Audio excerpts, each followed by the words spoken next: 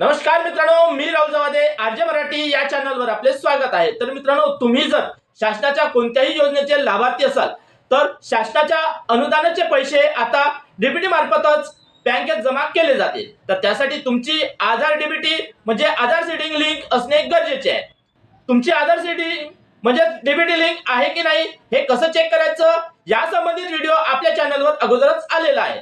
तर त्या व्हिडिओची लिंक मी या डिस्क्रिप्शन मध्ये किंवा वर आय बटन वर किंवा या व्हिडिओच्या शेवटी देऊन देणार आहे। तर तो व्हिडिओ पाहून तुम्ही तुमचे आधार सीडिंग लिंक ऍक्टिव्ह आहे की नाही हे चेक करू शकता। तर आता तुमची आधार सीडिंग म्हणजे डीबीटी लिंक तुम्ही तुमच्याच मोबाईलने घरी बसून करू शकता। तर ते कसं करायचं हेच आपण या व्हिडिओमध्ये सांगणार आहोत। तर त्यासाठी हा व्हिडिओ तुम्ही शेवटपर्यंत पूर्ण पहा।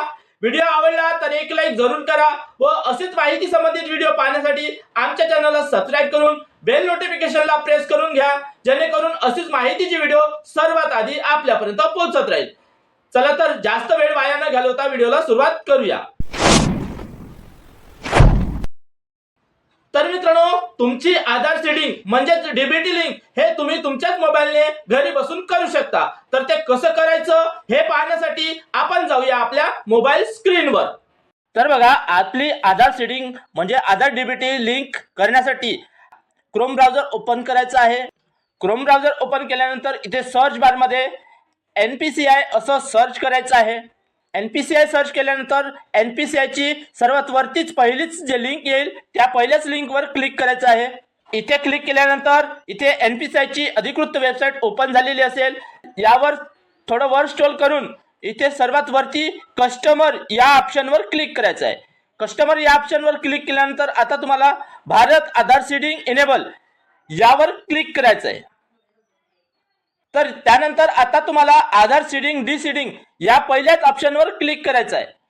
इथे क्लिक केल्यानंतर आता तुम्हाला इथे तुमचा आधार क्रमांक टाकून घ्यायचा आहे। आधार क्रमांक टाकल्यानंतर तुम्हाला या सीडिंग या ऑप्शनवर क्लिक करायचं आहे।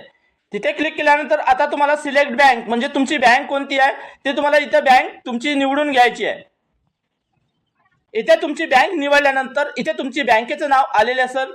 त्यानंतर आता तुम्हाला फ्रेश सीडिंग या ऑप्शनवर टिक करून घ्यायचं आहे। इथे क्लिक केल्यानंतर आता तुम्हाला इथे तुमचा अकाउंट नंबर टाकायचा आहे। तुम्हाला ज्या बँकेशी तुमचं आधार सीडिंग लिंक करायचं आहे, डीबीटी लिंक करायची आहे, ते अकाउंट नंबर तुम्हाला इथे टाकून घ्यायचा आहे। त्यानंतर परत एकदा तुम्हाला कन्फर्म अकाउंट नंबर म्हणजे परत एकदा तुम्हाला तो अकाउंट नंबर परत टाकायचा आहे।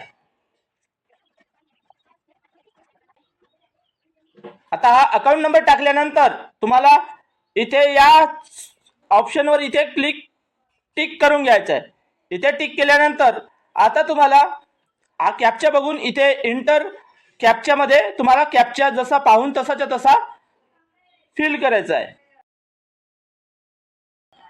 आता हा कॅप्चा फिल केल्यानंतर सबमिट या ऑप्शनवर तुम्हाला क्लिक करायचं आहे। आता क्लिक केल्यानंतर इथे तुम्हाला पूर्ण माहिती येईल, तेवढी माहिती वाचत बसायचं नाही आहे आपल्याला। थोडं वर स्क्रॉल करून घ्यायचं आहे। पूर्ण वर स्क्रॉल केल्यानंतर इथे सर्वात खाली ॲग्री अँड कंटिन्यू या ऑप्शनवर तुम्हाला क्लिक करायचं आहे। इथे क्लिक केल्यानंतर आता आपल्याला परत एक OTP येईल। तो OTP तुम्हाला टाकायचा आहे। OTP टाकल्यानंतर आता तुम्हाला कन्फर्म या ऑप्शनवर क्लिक करायचं आहे।